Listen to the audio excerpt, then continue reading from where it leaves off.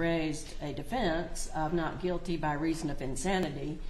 The law provides that a third party make an evaluation of the defendant. By third party, I mean I say psychologist that is not associated with either the state or the defense. The third party evaluator in this case is Dr. Jacqueline Zom. You may have heard her mentioned in the testimony earlier. She is here this morning. Both the state and the defense have stipulated to her qualifications as an expert, and she is going to be testifying for you. Each side will have the opportunity to ask her questions. So, Dr. Zom, you can come forward.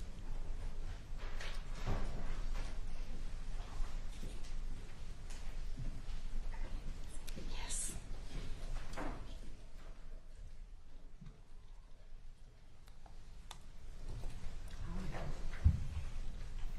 If you will place your left hand on the Bible and raise your right hand, do you swear or affirm that the testimony you're about to give in the matter pending before this court shall be the truth, the whole truth, and nothing but the truth? I do. Thank you, ma'am. If you will state your name for the record, please. My name is Dr. Jacqueline Zom. All right, and Ms. Gropper, I'll let you proceed. Good morning. We've stipulated to your qualification as an expert, but because the jury's had the benefit of hearing from other experts and their background, could you tell the jury a little bit about your education and experience with regard to forensic psychology? Yes, can I just ask, is this too loud? Am I vibrating anyone's eardrums? I think it's okay. Okay. I can turn it down a little bit if you're uncomfortable. Thank you.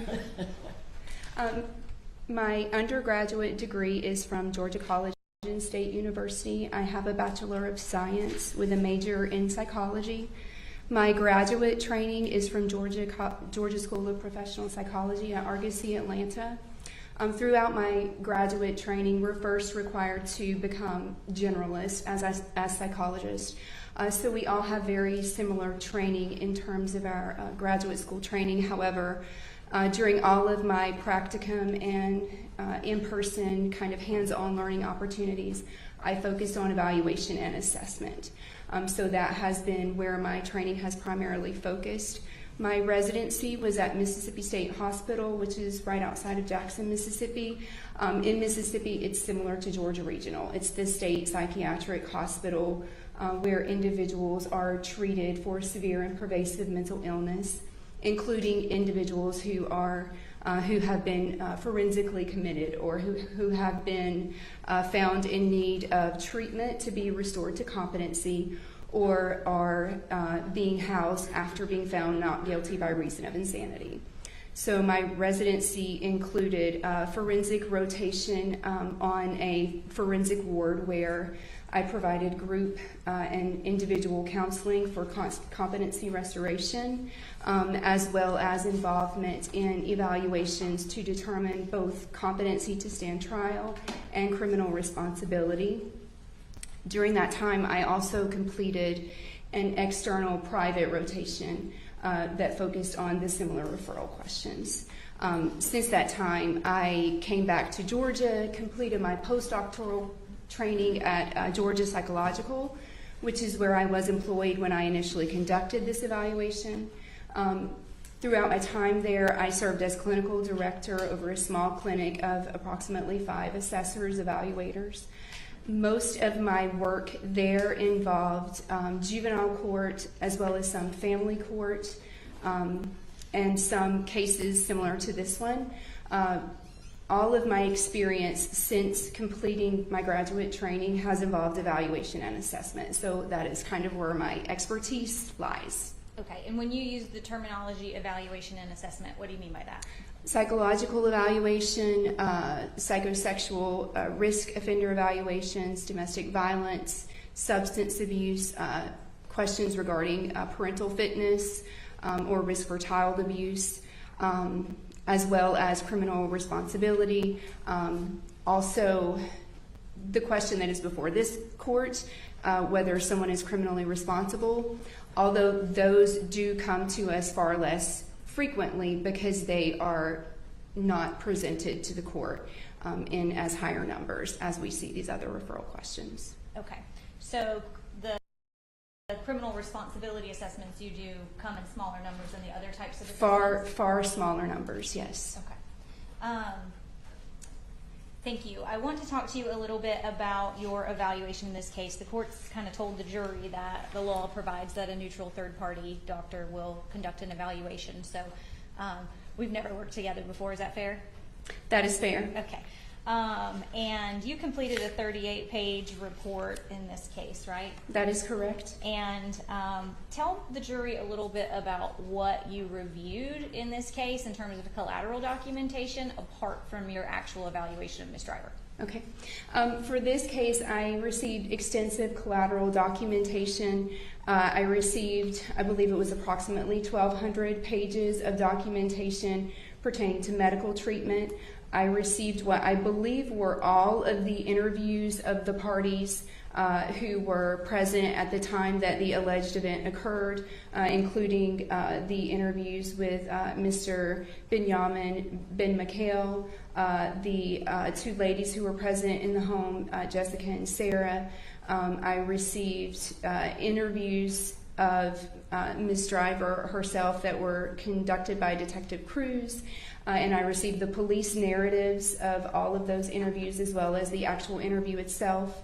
I also received some documentation of a handful of calls that were placed from the jail.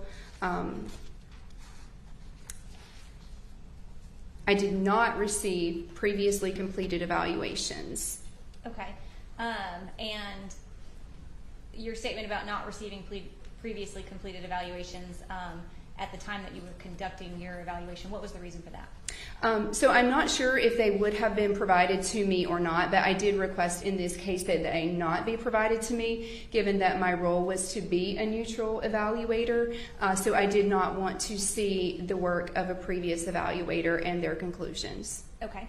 And so did you conduct your evaluation and review of the material and complete this 38-page report, having no idea what the other doctors in the case had found? So I was told that at the onset of the case, I was told that Ms. Driver had been evaluated twice and that both evaluators agreed that she was suffering from severe mental illness, had a significant mental health history, but that they had differing opinions in some areas. Okay.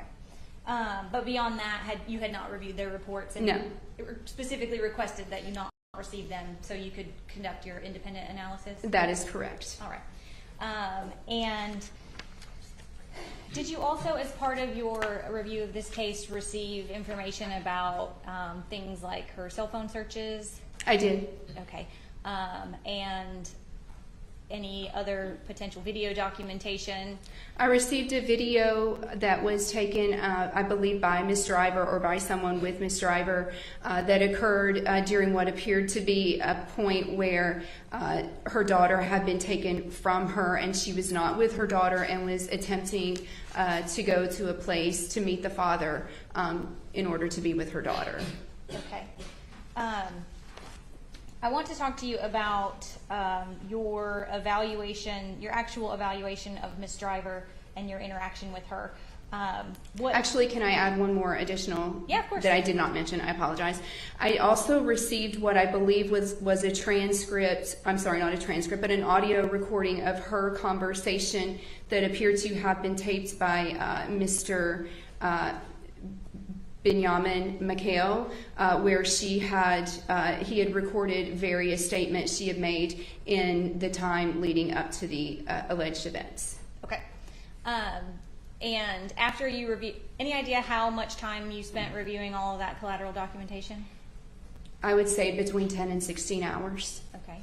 And after did you review all that before you went to meet with Ms. Driver? I did not review all of it before I went to meet with her. I believe that I had received it and had reviewed some, but I had not reviewed all of it before I met with her. Much of it was also reviewed multiple times. Okay. And you, on page 19 of your report, you discussed sort of your behavioral observations and mental status of Ms. Driver when you actually went to go see her at the Cherokee County Adult Detention Center? Yes. All right. And is it fair to say that you notated in your report that you found Ms. Driver to be of above average intelligence? I believe her to be of above average intelligence, yes. And why did you reach that conclusion?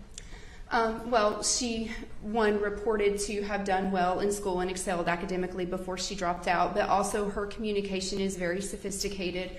Her language, her use of words, her vocabulary and use of vocabulary in conversation is, I believe, to be above average, as well as she's very articulate and detailed in describing things in a manner that would be consistent with at least average, more than likely above average intelligence. Okay. You also indicated in your report that she was very much aware of the legal details surrounding her case. What did you mean by that?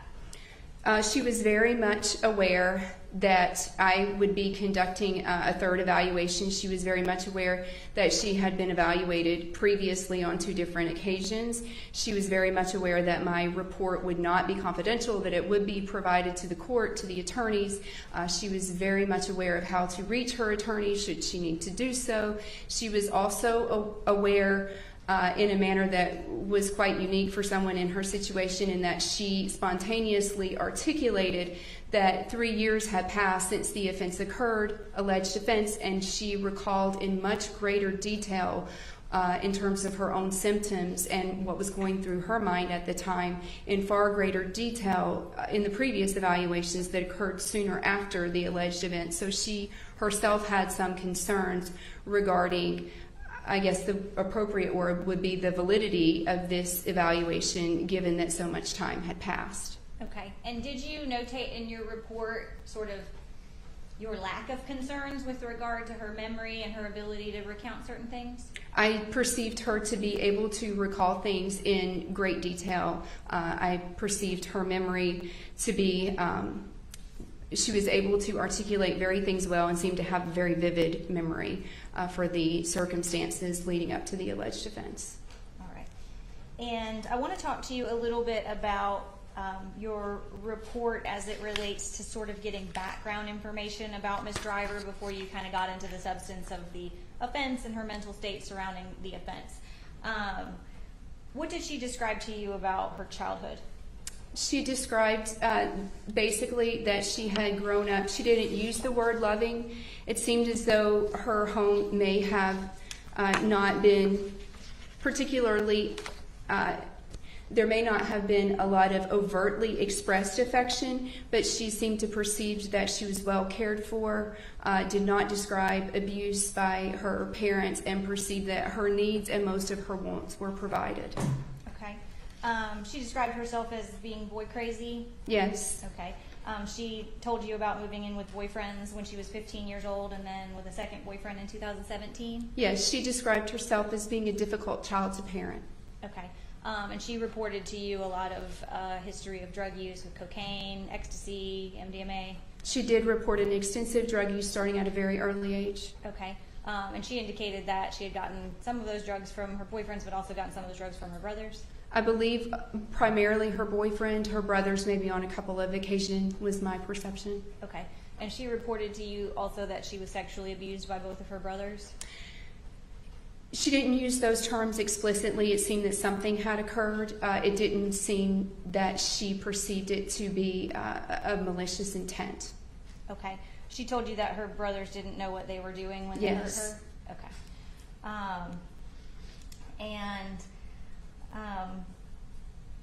Specifically with regard to her relationship history with the 2 boyfriends she lived with prior to meeting Benjamin, isn't it true that she told you that she was becoming increasingly spiritual while she was dating them and feeling guilty about the life decisions she was making? She did. Okay. Now, I want to talk to you a little bit about, obviously she told you she met Benjamin and she started a relationship with him when she was 17, is that right? Correct. Okay. What did she tell you about sort of the relationship dynamics or the cult dynamics involving Jessica and Sarah and their feelings toward one another? I believe her language, and I'd have to look back at my writing to be 100% accurate, but I believe the language that she used was that they came on soon after her, and initially she was okay with it. It seemed that contention primarily surfaced after the birth of her daughter, when she wanted to live as a family. Okay. And just with regard to language, is it fair to say that on page 26 of your report, she told you that by the time the baby was 7 or 8 months old, she hated the other wives because they wanted to have a child with V, and they hated her because she had a child with him first? Correct. Okay. And isn't it true that she expressed to you multiple times, that you documented in your report, her desire for stability and her desire to be able to give Hannah a normal life? Correct. And one of the things that you documented in your report is that he had kept promising her that he would give her a house and a community to raise her baby in. Yes. Okay. And did that seem to be of significant importance to her surrounding the dynamics of that relationship? It did. Okay. Isn't it true that in your evaluation of her, she had an extensive amount of knowledge surrounding sort of the, I don't know what to call it other than fraudulent conduct of the cult? Can you repeat that? She had an extensive knowledge of the conduct of this organization, how they got money, how they got cars, how they planned to get houses. She did. Okay. She did, and it was very complex, such that it was confusing to me. Okay. Did she try to explain it to you? She did. Okay. And in fact, she told you that they had all applied for COVID loans under each of their trusts, but she was the only one that got approved. She did say loans. It may have been COVID. I would have to look back at my exact language, but I do recall the mention of loans that seemed to be very large sums of money that they had all applied for, and she was the only one who was approved, yes. Okay. And she indicated that they had RVs and vehicles that they had no license and they had no insurance, but they would always get out of it when they got pulled over because they had the trust documentation. Correct. And she also told you that their plan of going from North Carolina down to Florida was because they planned to steal 2 houses with their trust that they located on Zillow. Correct. And she also indicated to you that they had previously gotten free vehicles utilizing this trust. Correct. And did she seem to have an extensive knowledge of sort of the inner workings of that? She did. Okay.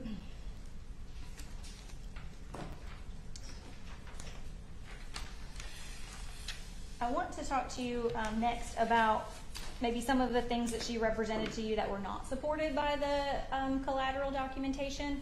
I noted that one of the things in your report was that she told you when she was admitted into the hospital that she weighed 80 pounds. Is that fair?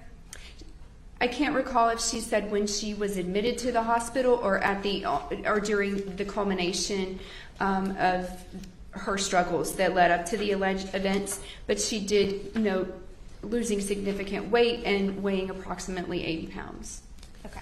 And if your report said that she said when she was admitted to the hospital she was 80 pounds, would you have any reason to disagree? I would not disagree with that. Okay. And you actually notated in your report that you had the medical records, and her medical records indicated that she had normal BMI, right? Correct. And in the medical records, it also indicates that she wasn't 80 pounds, she was 113 pounds upon admission. Yes, it had the kilograms, and I did have to do the conversion online. But yes, that is what I noted from her medical records. Okay. So she had underreported to you that she was 33 pounds skinnier than what she actually was. It seems so based on the documentation that I had in the medical records as compared to her self-report. Okay, that she was exaggerating how thin and frail she was? That she was exaggerating or either had misperceived or either was representing a different point in time. Okay.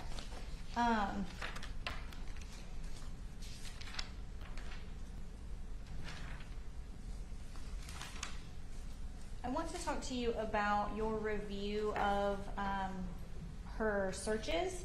I think you documented several of them in your 38-page report. I did. Some were repeated and some were similar, so I don't think that I documented all of them, but I did document many of them, yes. Okay. And you would agree with me that on November the 22nd and November the 23rd, she started searching things about whether she was sinning being with a married man, whether she was sinning having a baby with a married man. Yes. Okay. Was this consistent with her statements to you that she was starting to question sort of the ideological views of the cult? Yes. Okay.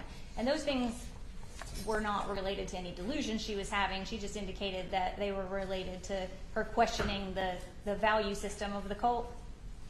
That was my perception, that she was questioning the beliefs that were being taught within the group. Okay. And that was on November the 22nd, November the 23rd? I wouldn't disagree with that. I'm not looking at the date, but that seems correct. Sorry, do you have your report there? I do. It's on page 12. If Thank that's you. helpful. If you You're can welcome. reference the page. Yeah, of course. So you're aware that on the 25th of November, 2 and 3 days after she was searching about whether she was sinning being in this group, she searched killing someone to save them. Correct. All right. And then you're aware that subsequently, 5 days after that, she was researching how to snap a neck and looking at websites about how hard it was to kill someone by breaking their neck.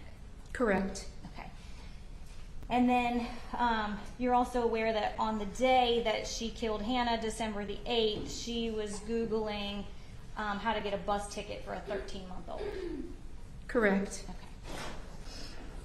And you indicated that you had seen the video from November the 27th where she says, "My name is Chloe Driver, he has my baby, I'm being forced to go against my will." Is that the video you're talking about? Correct. All right. That is. And she represented to you that she went back to him and her plan was to get her baby and run, right? Correct.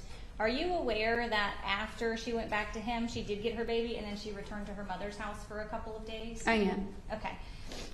And then he wanted to go look at some property in Knoxville, so she left with him again to go look at property in Knoxville. Yes. Okay. So the last time that she returned to him, she actually had the baby with her at her mom's house and she went to him to go look at property. That was the way I interpreted her narrative, yes. Okay.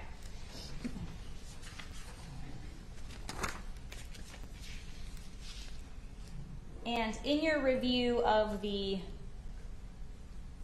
all the medical records, you said you had 1,200 pages of medical records and collateral information. Is it fair to say that Ms. Driver, of her own volition, at multiple times refused any type of medication to treat any type of psychiatric condition? That was reported in the medical records from the hospital, yes. And that she specifically reported that it was against her belief system to take any of those medications? That's what the hospital records indicate, yes. Okay.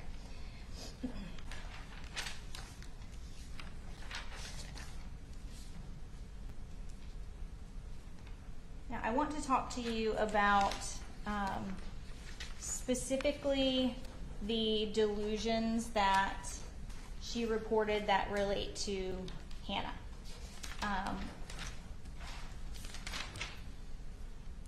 Well, first let me, let's do that. It's on page 31.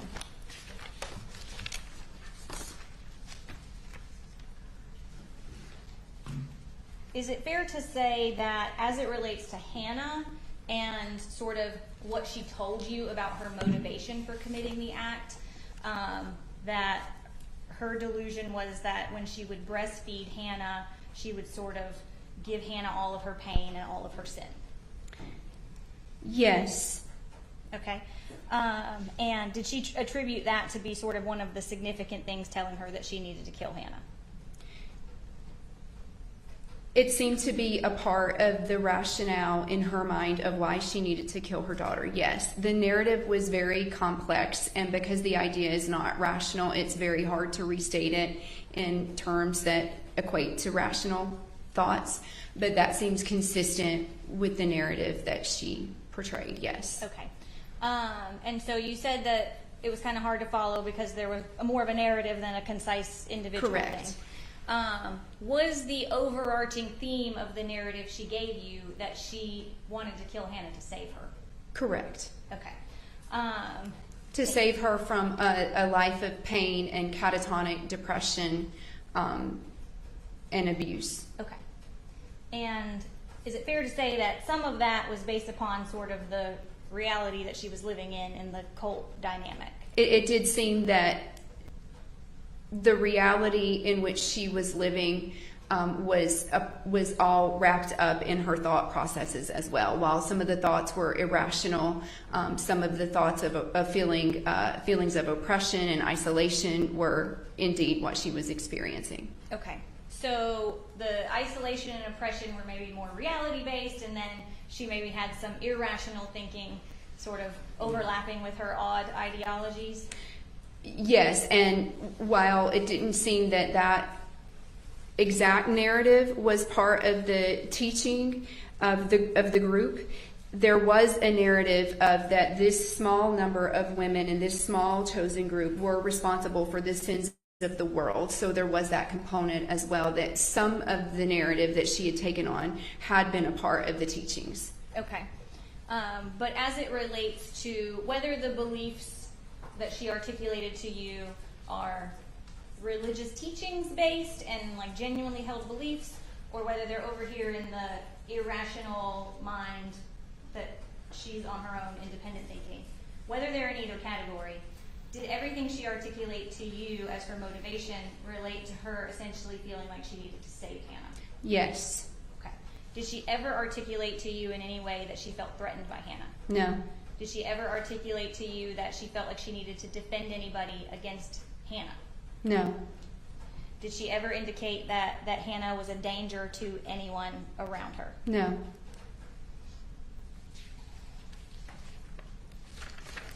I want to talk to you specifically about what she told you. Obviously, would you agree with me that when we're talking about the question of what somebody's mental state is at the time they commit the crime, we have to look at the crime itself?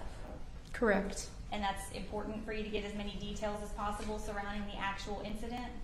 It's important to get as many details as possible surrounding the incident in order to compare the individual's narrative to what is indicated in collateral sources, to hopefully understand on some level how lucid they were, what was their decision making like, and what were they thinking. Yes. Okay. And when you say how lucid they were, what do you mean by that? How clear were their thoughts? Were their thoughts reality based, and what were their thought processes overall? Did you, and I can't recall, so refresh my memory, did you request or review any of the officer's body cam footage in this case? I did not request it. Okay. I did not review it. In fact, I did not receive it, likely because I did specifically ask not to see visual images. Okay. But if she was making statements on the scene minutes after she stabbed Hannah, would those things be relevant to how lucid she was and what her mental state was at the time? They would be, and I believe some of those statements were articulated in the narratives, which I did review. Okay. So you're aware that she said things on the officer's body cam like, is that it? Is that goodbye? With relation to her daughter dying? I don't recall that specific statement. I do recall I want to see her one last time, and I think that is documented in my report. Okay. And do you know anything about her making statements of let him be with her, let him be with her? I do recall that. Okay, and that's when officers were trying to make Benjamin leave the room? I do recall that. Do you recall any information about the EMT calling Hannah a boy and Chloe Driver correcting her and saying it's a girl? I do not recall that. I don't dispute that, but I don't recall that. Okay. Do you recall any information about something coming over the officer's radio saying the baby's being transported, and Chloe responds by saying, is she alive? I don't specifically recall that. I recall that question after she was receiving treatment shortly after in the hospital when she had first started to seem to regain consciousness, but I don't recall that from the scene as they were leaving the home. Okay.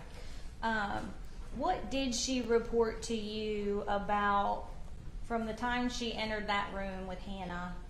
How much information and detail did she report to you? It's on page 36 of your report if you want to reference it.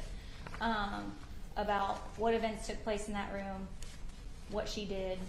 She was very detailed in her description of what took place in the room, and her detail was provided spontaneously, meaning that I did not have to ask a lot of guided questions. It was very much a spontaneous narrative that she recalled becoming distressed.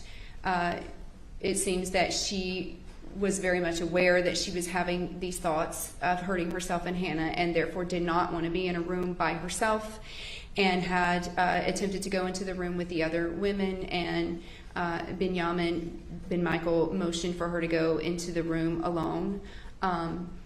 And she recalled Hannah not having on a diaper, only having on the rubber cover for the diaper, and asking for a diaper and a shirt, I believe. She recalled breastfeeding her. At some point prior to this, she'd gone back downstairs to get the knife, came into the room, locked the door, recalled getting the dirty shirt when she had asked for a clean shirt in order to make the child presentable, as they were anticipating going to a 12 Tribes meeting at some point in the immediate future.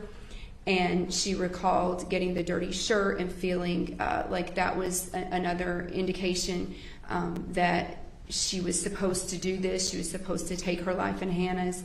She recalled feeding her, calmly lying her down, and then taking the knife and attempting to kill both Hannah and herself.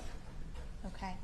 And she told you that sort of Benjamin throwing her the dirty shirt was kind of what triggered her, that she wanted to kill herself and kill Hannah. It was one of the things that triggered her, that she described in this series of events in the hours and minutes proceeding. But yes, that, I believe, was the last thing that she described as being a triggering event. Okay. And in your report on page 36, it says, from that moment on, I snapped, talking about the dirty shirt. Would those be her words? Those are her words. Okay. And you indicated that she said that she fed Hannah, and isn't it true that she said she fed her and then she laid her down on the bed and she was happy? Yes. Okay. And what did she say happened next? Do you want me to read it word for word, or do you want me to recall from the best of my memory? Well, I guess I'll kind of walk you through it. Okay. She indicated that she went down and grabbed a knife from the kitchen, right? Mm-hmm.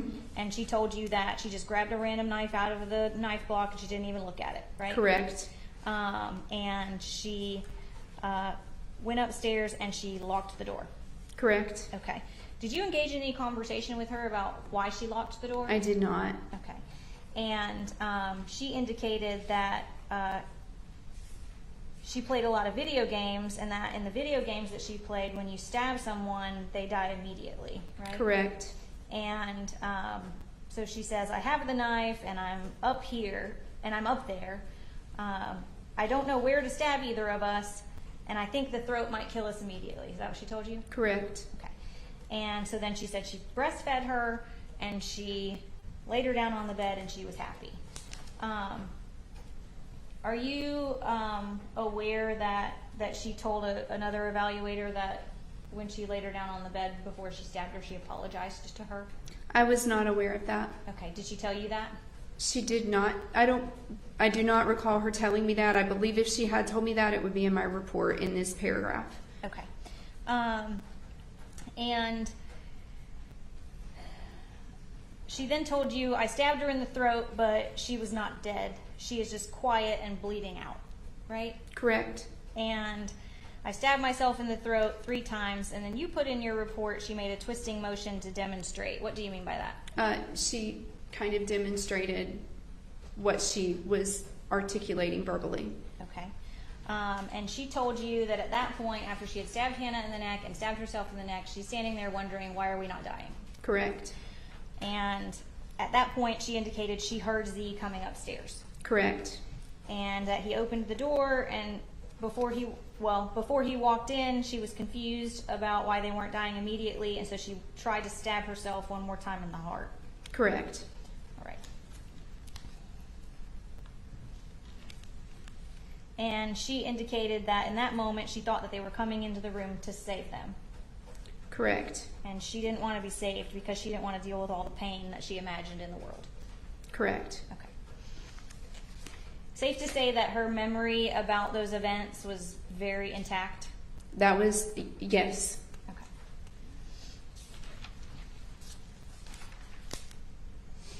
Why is, you said, you want to assess whether somebody is lucid, their ability to sort of what their thought process was. Like, why is it significant and important that somebody has a detailed memory of a particular event? Well,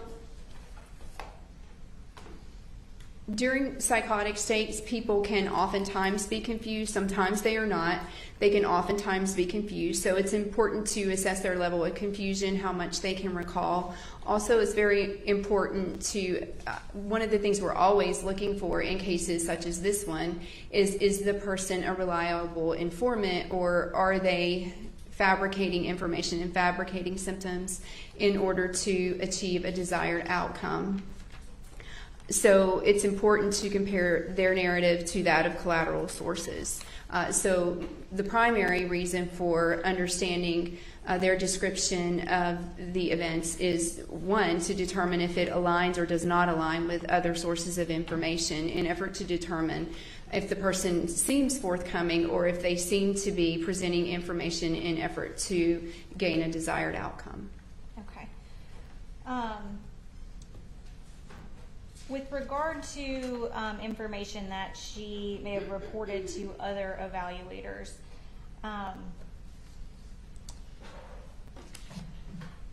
if she told Dr. Ballard when specifically asked if she knew whether her behavior was wrong, yeah, as soon as it happened, I regretted it. I thought I shouldn't have done this. This was not supposed to happen. Would that be consistent with how she presented to you? Yes, she didn't state anything to me that indicated otherwise. Okay. It's not inconsistent with what she described to me. Okay. And if she told Dr. Garrett, she recalled apologizing to Hannah and telling her how much she loved her before she stabbed her, but she was at peace with it, but that she knew it was wrong from the beginning. Would that be inconsistent with what she reported to you? It's not inconsistent with what she reported to me. Okay.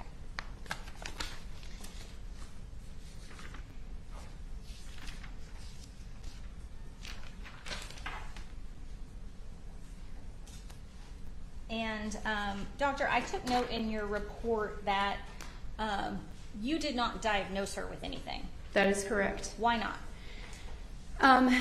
So the experts in the field of psychology, the individuals who are experts on these types of evaluations, differ in their own opinions as to whether or not we should render a diagnosis in this type of evaluation.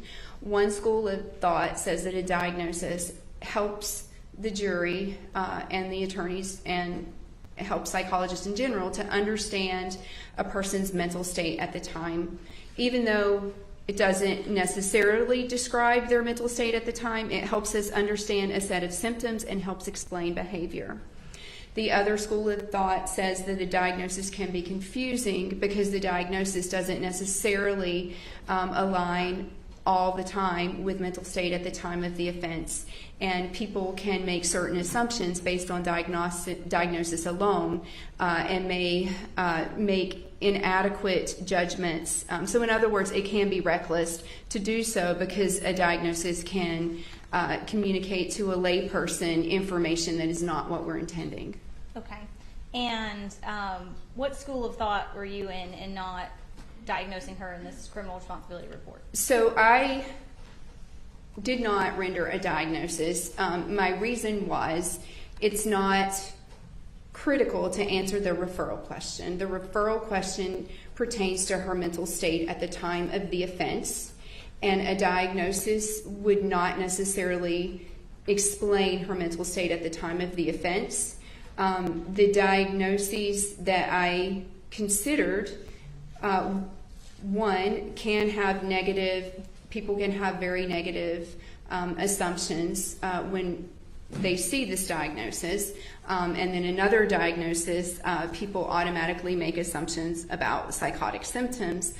So without having the opportunity to explain her mental state, I did not want for the diagnosis that I rendered to communicate information about what I perceived to be her mental state at the time of the alleged offense. I prefer to articulate that verbally rather than to put a diagnosis on a report and possibly not have the opportunity to explain it. Okay. And is your thought process on that because whether or not she has a diagnosable mental illness is a question of medicine, and whether or not somebody is criminally insane is a question of law. Correct. And somebody can have a mental illness and not be criminally insane.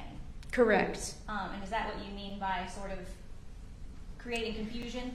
In part, and someone can assume that a diagnosis means that mental health symptoms would not account for behavior at the time. So both situations, what you just said, and conversely, that someone could assume that other behaviors account for, that other explanations account for behaviors at the time of the alleged offense other than mental illness. Okay. And I'm almost done, doctor, but I just want to sort of wrap up. You told us already that none of her delusions related to Hannah being a threat, harm, danger, or peril to her or anyone else, correct? Correct. And that all of her delusions related to Hannah and her need to kill Hannah was to save Hannah. Is that correct? The delusions that involved Hannah seem to relate to her need to kill Hannah to save her, yes. Okay. I don't have any other questions. Thank you. Thank you.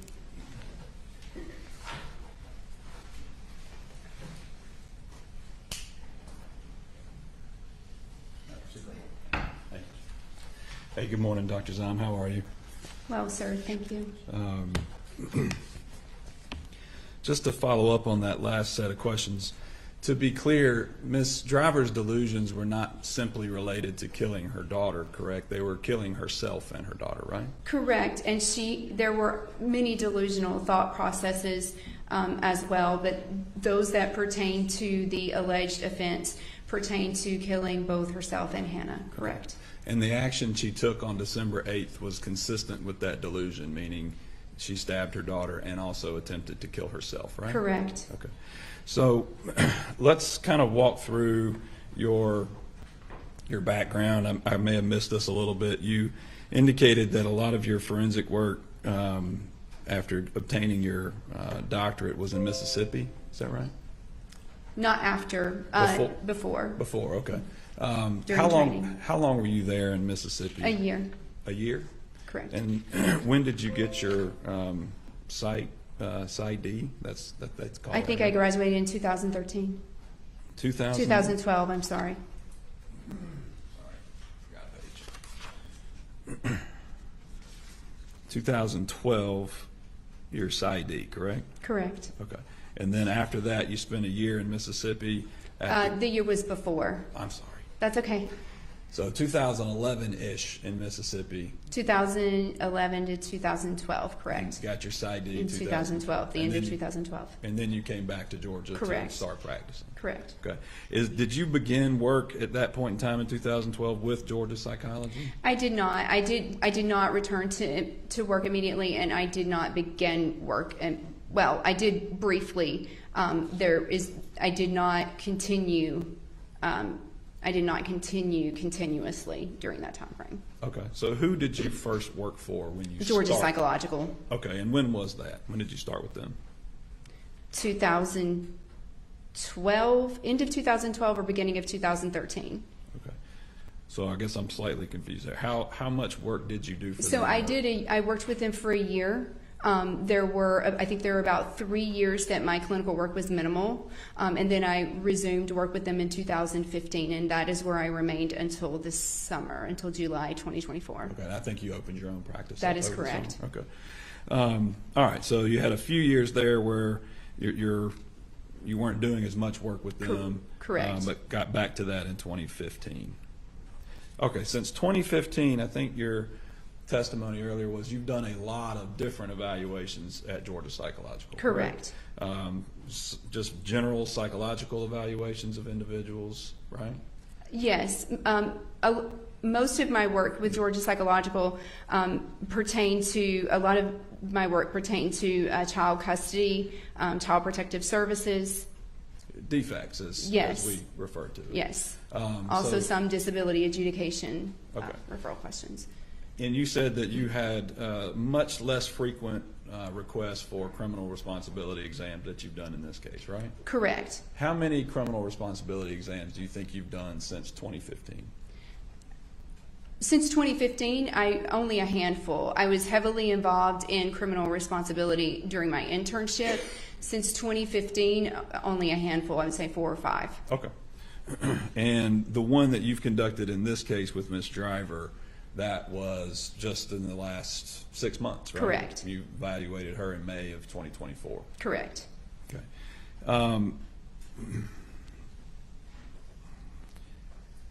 Of the, you said 4 or 5 roughly criminal responsibilities? Correct. Is this the first exam that you conducted that you've actually had to testify about? This in a is the court first proceeding? time. No, it isn't. This is the second Okay. that I've provided testimony. Okay, so it's fair to say, Dr. Zahn, that, and you're familiar with this in conducting forensic evaluations back in Mississippi as well, many of the criminal responsibility exams that you would conduct, you generally do not testify about those in court, right? Correct. Because ultimately you believe that the person does not exhibit significant signs to be deemed insane under law. Is that right? Yes, statistically, the number who are deemed, well, first, it's not a defense that is often presented, and secondly, the number who are deemed to fit the criteria is very small, even as a percentage of the number who present with that defense. Correct. So yes, that is correct. Okay. And you have conducted criminal responsibility exams on behalf of defendants in cases. Is that fair? Yes. Okay. And that process is typically where, based on the given facts of a case or circumstances that a lawyer has seen based on reviewing the evidence, they believe there might be an issue with a client and they are requesting you to make an evaluation, right? That is my understanding of how it would come to me as a referral, yes. At no time does any defense lawyer call you up and say, Dr. Zahn, I need you to find that this person is diagnosed with these mental health disorders so that we can create this defense. No one has ever said that. Okay. So whether or not to pursue a not guilty by reason of insanity or a competency evaluation in a case is based on the defendant's mental state that is presented in the facts of a case. That is my understanding, absolutely. Okay. Now, in this case, you indicated that you looked at various collateral sources that were provided to you, I think, by the DA's office. That is right? correct. And the list of those included her Chloe's medical records from Kennestone, right? Correct. Included the interviews from law enforcement, both with Ms. Driver and some of the other witnesses that were at the home at the date of this incident, right? Correct. You reviewed some cell phone searches, right? Correct. Some jail calls from Ms. Driver at the jail. Correct. And then this video that she recorded at the end of November with respect to going back to get her daughter, right? Correct. Did you review police reports from Asheville? I did. Okay. Was that 1 or 2 different police reports? Do you recall? I think there is 2, but I would have to reference my report to say that with certainty. Okay. Let me ask you this way. Do you recall an incident where Ms. Driver was running out into the road Yes. trying to get away from Mr. Benyamin? I do recall that. Okay. I recall that from her narrative as well as the police report, yes. Okay. And then do you also recall a separate incident in which she called the police because Mr. Benyamin actually left with her child and took off with her? Yes, I think I may not have been clear that that was in Asheville, but I do recall that incident as well. I think I may have presumed that that was at the location where her mother was residing, that Okay. call was placed. And I'm not going to hold you to what's in those reports. We've actually heard testimony of witnesses that were there when those incidents happened. So, but you did review those? Yes. Okay. The cell phone searches that you reviewed, well, let me back up. The medical records that you reviewed, you don't find any dispute or disagreement with the medical records that indicated that Ms. Driver was suffering from delusions while she was in the hospital, do you? That is correct. I think I cited in my report that I believed the sources of information that were presented over time to be highly consistent. And she was also, I think, reporting some hallucinations while she was still in the hospital as well. Is that right? I think that it was noted in the mental health records. I can't recall if they clearly articulated what those were, but I do recall that being noted in the mental health records from the hospital. Okay. Those reports of delusions and hallucinations were consistent with other collateral sources that you had regarding Ms. Driver's state of mind leading up to this incident December 8th, right? That is correct. Reports from the other individuals that were interviewed were all reporting her state of mind or a destabilization of her mental state. Is that fair? Correct. And I think you also reviewed an audio recording that Mr. Benyamin had that he had provided to law enforcement on which she was talking about these delusions that she was experiencing, right? Correct. So it's clear, based on your review of the records, that Ms. Driver was absolutely going through stages of paranoia, experiencing delusions, and dealing with hallucinations in this build up to December 8th. That is correct. Okay. The cell phone searches, particularly, there are a couple of specific searches that she conducted, actually looking up the definition or the idea of schizophrenia. Is that right? I recall the mention of schizophrenia. I would have to look at my report to know if she was looking up to see what it meant, but I do recall the mention of schizophrenia in one of her searches, correct? Page 11 of your report, I think, Dr. Zom, indicates the cell phone searches. Yeah, I think it's just the word schizophrenia. Okay. And she did that on 2 different days, correct? That is correct. Okay. And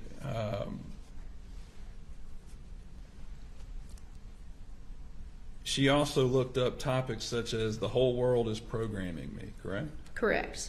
And she looked up on November 11th mental institutions in Knoxville, Tennessee. Correct. Now, were you aware her parents lived in Knoxville? I was. Okay. So is that possibly something she was looking at in order to try to get help for the issues she was dealing with? It seems so, and she mentioned multiple times that she had tried to get help and had asked for help.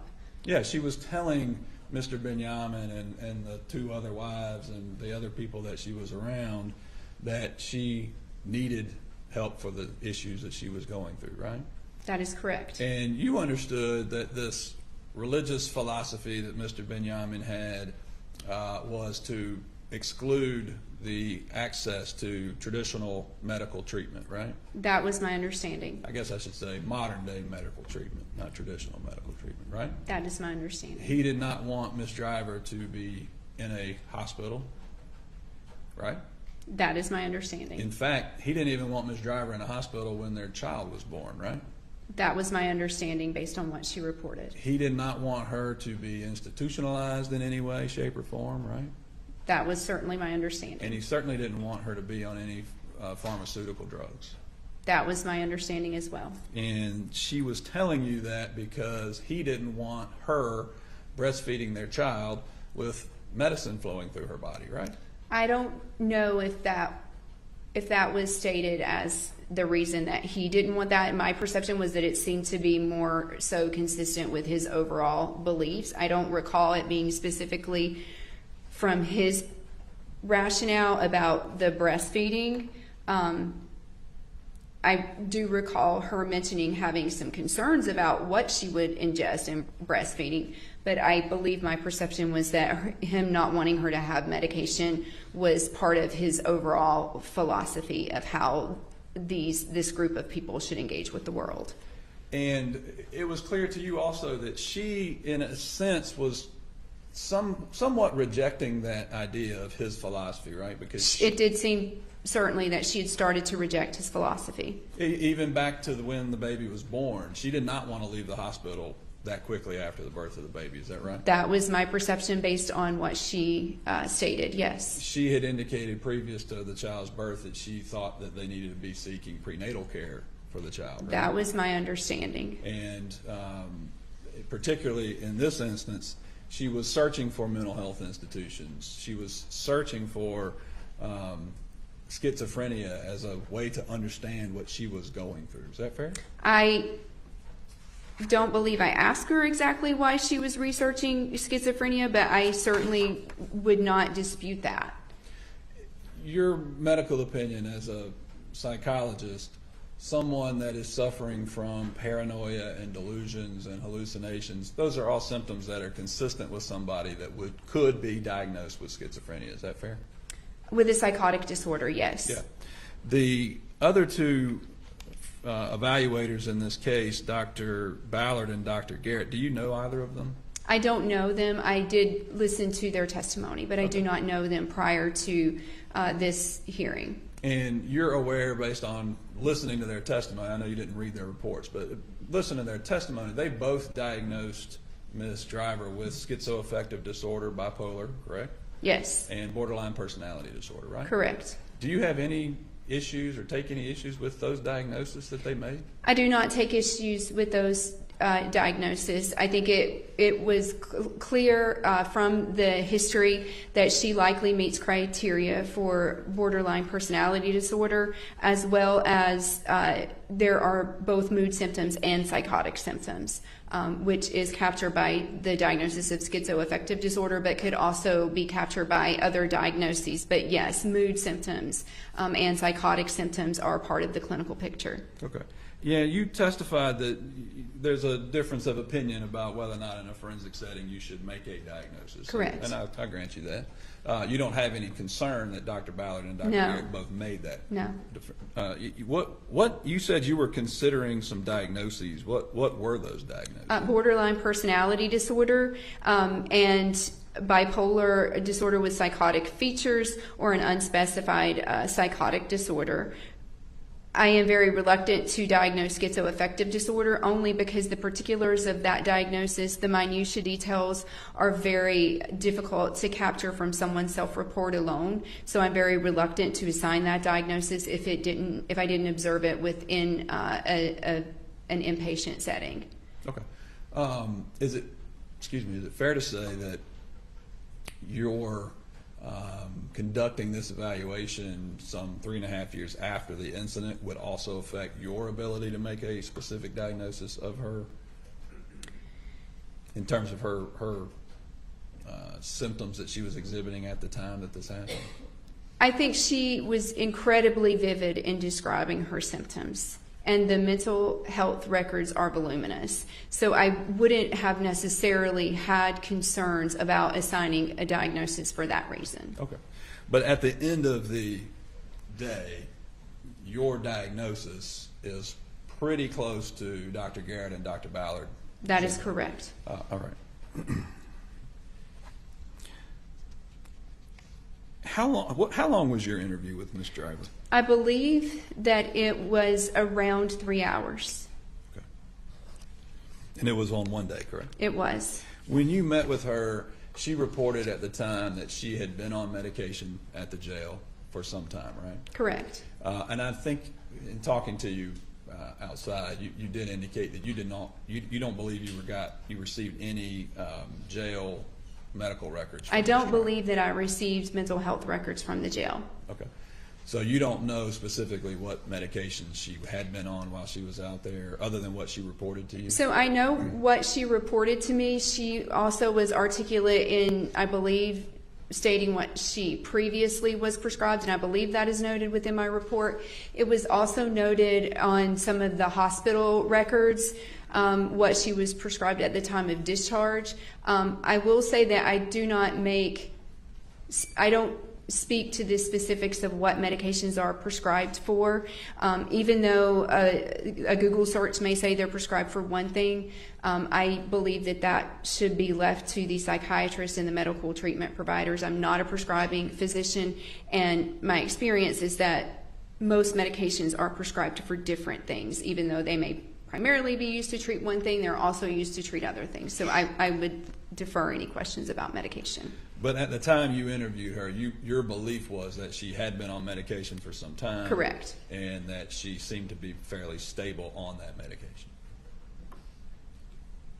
She did note that she had been taken off one medication and that she had experienced an increase in some symptoms, not psychotic symptoms. It seems she had gotten into a fight, and that was out of character for her. So she had been on some medication for a very long time, but it seemed that medication had been changed. Okay, but she, as far as it related to her psychotic symptoms, such as the delusions and hallucinations, the medication that she was on had been addressing those. That was my belief, yes. Okay. And that is how you perceived her when you were interviewing Yes. her, right? She did not seem psychotic when I interviewed her. Okay.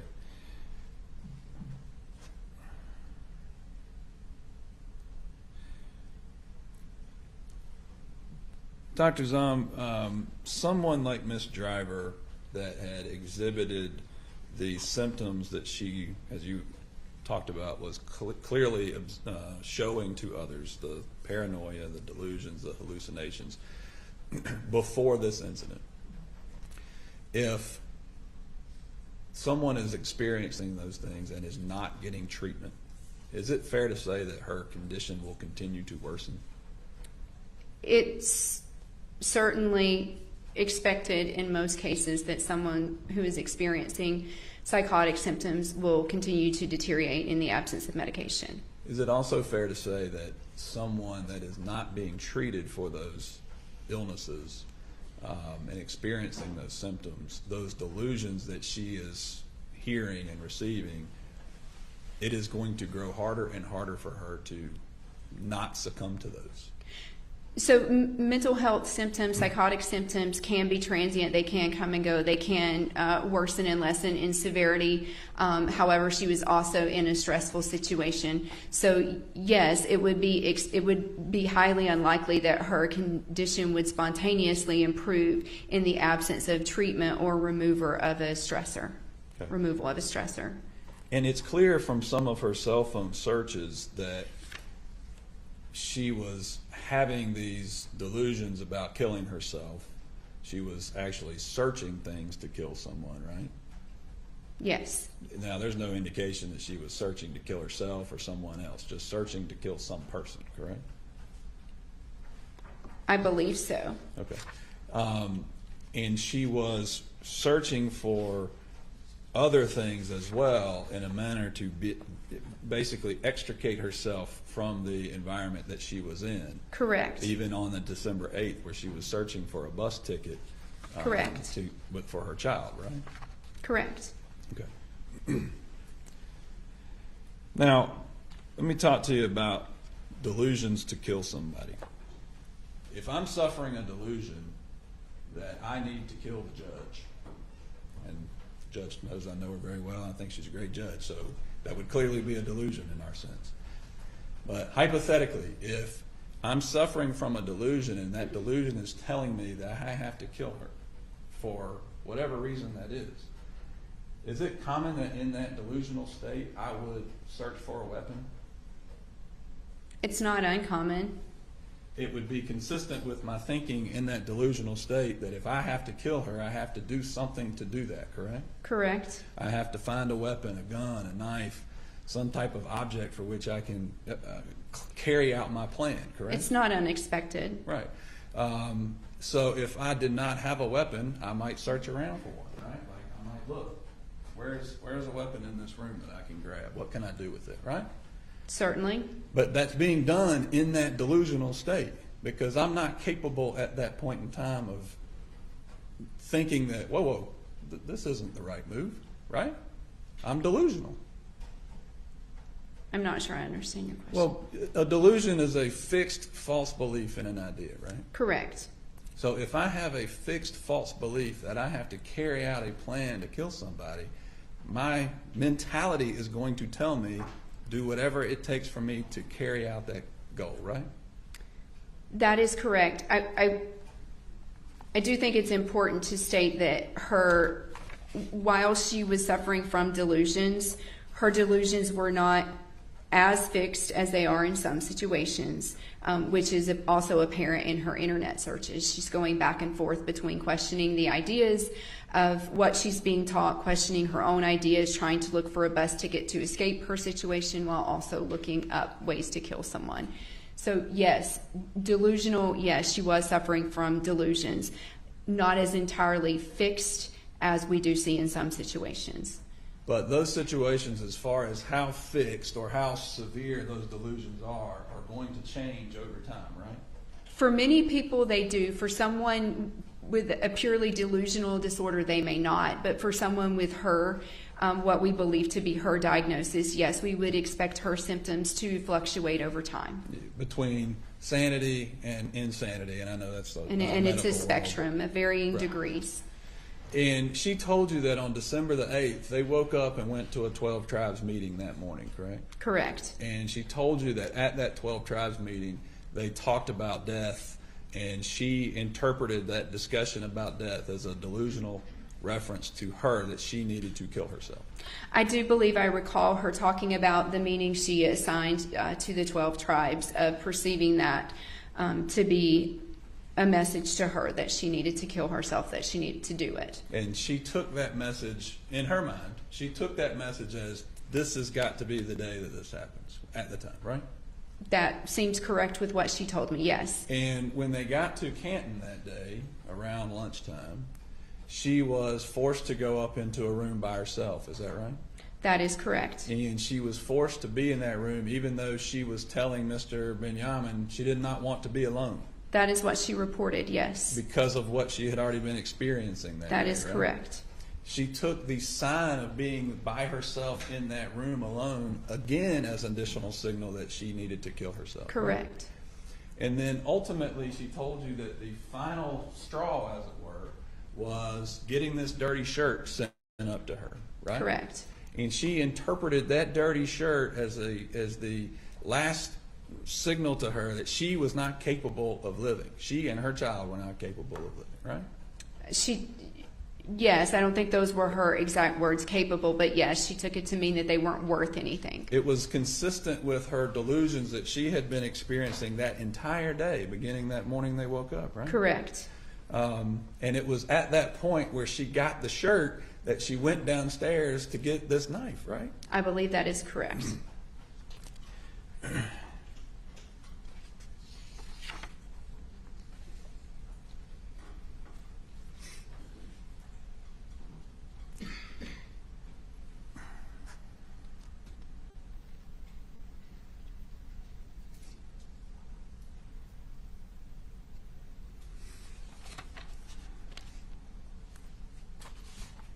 One second, Judge.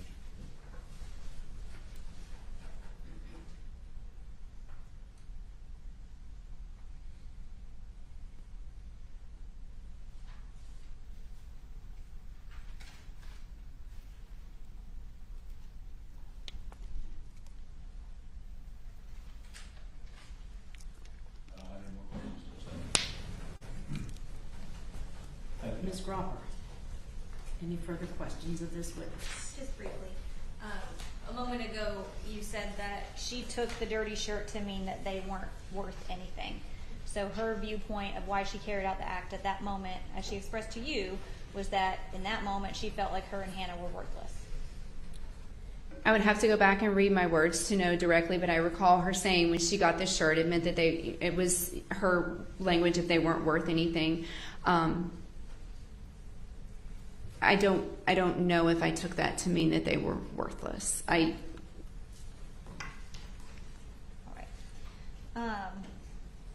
And you indicated that Miss Driver's delusions were not as fixed as some. Right.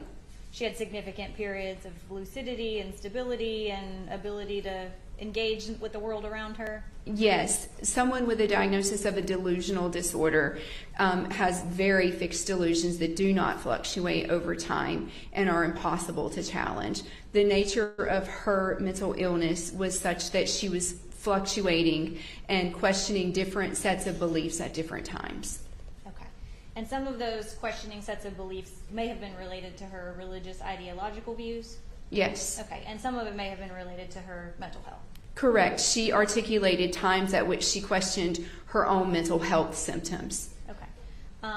And Mr. Kessler asked you about, that she was begging these people for help and that they weren't giving it to her. Did she indicate to you at all when her and Hannah went and spent 2 days with her mother just prior to the murder whether or not she sought out treatment or assistance from her parents? I don't recall if she articulated the particulars of seeking out treatment. I do recall that she stated that while she was there, she then started to become paranoid of her parents and of the things that were going on around her. Okay. And you indicated that you had reviewed some jail communication prior to your evaluation of her. Correct. Were you at any time aware of anyone communicating to Ms. Driver that if she acted normal in your evaluation, she would be screwing herself? I am. Okay. And who was that? Her father.